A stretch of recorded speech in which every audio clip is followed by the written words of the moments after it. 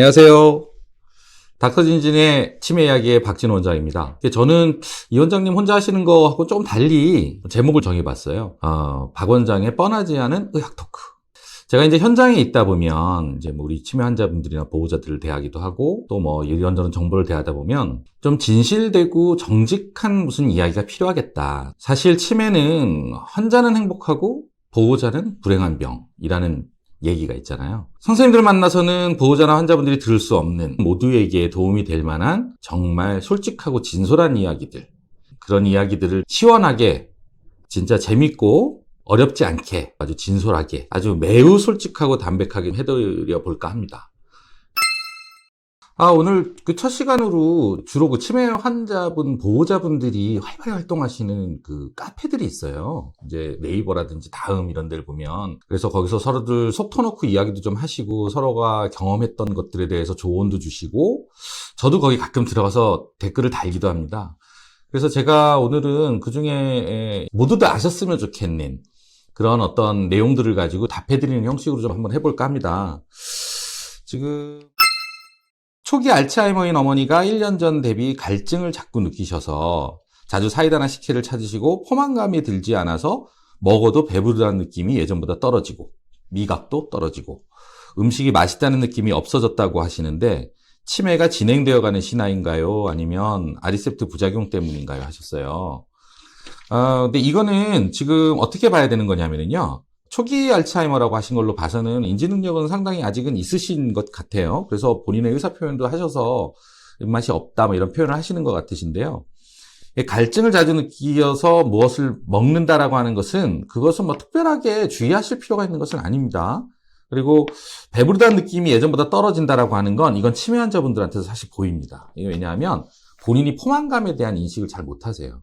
또 음식을 먹은 행위 자체를 잊는 경우들도 있습니다. 그래서 많은 보호자분들이 하시는 말씀 중에 하나가 식사를 30분 전에 차려드려서 잘 드시고는 한 30분, 1시간 후에 왜 우리 점심 안 먹어? 이렇게 얘기하면서 밥 차려달라고 얘기한답니다. 근데 사실 이게 포만감이 있으면 밥을 먹은 사실을 잊어도 사실은 뭐 밥을 다시 달라고 얘기하지 않아야 되잖아요.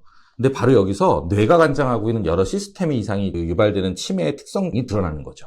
그래서 밥을 먹었다는 행위를 한 것 자체를 잊기도 하고 그다음에 자신이 배가 부르다라고 하는 인지도 잘 못하게 되는 겁니다. 이런 증상들이 안 보이다가 나타나는 거는 이거 조금 안 좋아지는 것으로 판단해야 할 수도 있습니다. 다만 이제 많은 분들이 우리 엄마, 우리 아빠 또 내 가족의 치매가 점점 나빠지는 건지 아닌 건지에 대한 신호를 원래 있던 증상이 좀 악화되거나 또는 안 보이던 다른 정신과학적 증상이 나타나거나 하는 경우에 그런 판단을 하시는 경우들이 있는데 꼭 분리해서 생각하셔야 되는 게 있어요. 이게 뭐냐 하면 우리 대부분의 치매 환자분들이 연세가 많으시잖아요. 물론 초록이 치매 환자분들도 계시긴 합니다만 아무튼 전반적으로는 연세가 많으십니다. 뭐 최소한 70대, 80대 분들이 굉장히 많으신데 치매가 없으셨다고 하더라도 사실은 있을 수 있는 노인성 증상들이 있어요. 근데 이게 환자분들, 우리 치매 환자분들의 보호자분들은 그러한 것임에도 불구하고 이건 치매 때문일 거라면서 걱정을 많이 하세요. 그래서 이거는 분리를 하는 판단을 해봐야 됩니다. 어떤 새로운 증상이 나타나거나 뭐 일상생활에 영향을 주거나 할 때는 꼭 선생님과 상의해 보세요. 그것이 노인 퇴행성으로 나타나는 치매와 무관한 뇌 시스템 이상에 의해서 생기는 것이 아닌 퇴행성으로 나이 먹어 생기는 증상이면 그건 거기에 맞서서 별도의 치료를 해줘야 합니다. 병원에 선생님과 상의를 하시거나 또는 뭐 저희들한테 좀 알려주시면 저희들이 한번 판단을 해볼게요. 그런 식으로 하시는 게 중요합니다.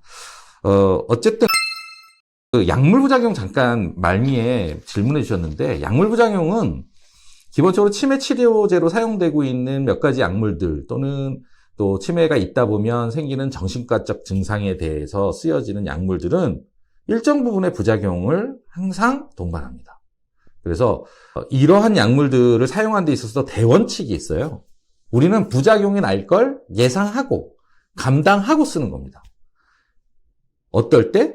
부작용을 감당할 만큼 정말 어떠한 특정적 증상들을 충분히 약화시켜줄 때 그때 사용하는 거죠. 근데 문제는 증상에 의해서는 없어. 이 약을 쓰는 이유가 있는데 그런데 부작용만 나타나. 이런 경우에는 복용을 지속해야 될 이유가 현저히 적어지는 거죠.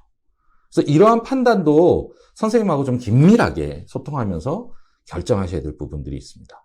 그래서 지금 말씀하셨던 나 먹어도 배부르지가 않아, 뭐 갈증이 나, 막 이런 것들은 특별히 이것이 약물의 부작용이라고 판단할 것은 아닌 것 같습니다.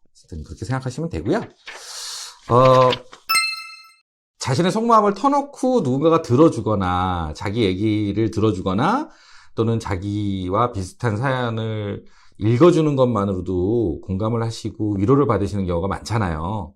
어디 라디오에 자기 사연 보내는 것 같은 거죠. 그러니까 혹시 나의 이 말 못할, 또 사람들은 잘 이해 못할 것 같은 그런 사연 있으시면 제가 읽어드리고 또 해답도 드리고 하겠습니다. 그런 게 있으신 분들은 저희들한테 연락 주세요. 이메일 주셔도 되고 댓글 주셔도 됩니다.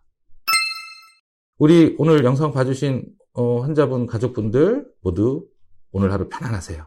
고맙습니다.